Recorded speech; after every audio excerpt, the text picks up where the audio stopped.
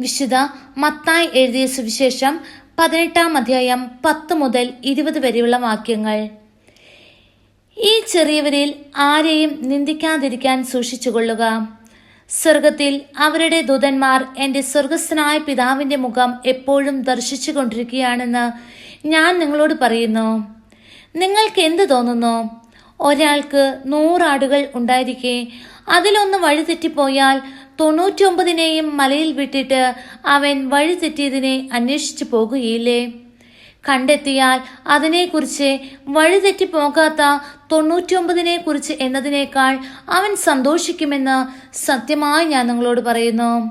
ഇതുപോലെ ഈ ചെറിയവരിൽ ഒരുവൻ പോലും നശിച്ചു പോകാൻ എൻ്റെ സ്വർഗസ്ഥനായ പിതാവ് ഇഷ്ടപ്പെടുന്നില്ല. നിന്റെ സഹോദരൻ തെറ്റ് ചെയ്താൽ നീയും അവനും മാത്രമായിരിക്കുമ്പോൾ ചെന്ന് ആ തെറ്റ് അവന് ബോധ്യപ്പെടുത്തി കൊടുക്കുക. അവൻ നിന്റെ വാക്ക് കേൾക്കുന്നെങ്കിൽ നീ നിന്റെ സഹോദരനെ നേടി. അവൻ നിന്നെ കേൾക്കുന്നില്ലെങ്കിൽ 2-3 സാക്ഷികൾ ഓരോ വാക്കും സ്ഥിരീകരിക്കുന്നതിന് വേണ്ടി 1-2 സാക്ഷികളെ കൂടി കൊണ്ടുപോവുക. അവൻ അവരെയും അനുസരിക്കുന്നില്ലെങ്കിൽ സഭയോട് പറയുക. സഭയെ പോലും അനുസരിക്കുന്നില്ലെങ്കിൽ അവൻ നിനക്ക് വിജാതീനെ പോലെയും ചുങ്കക്കാരെ പോലെയും ആയിരിക്കട്ടെ.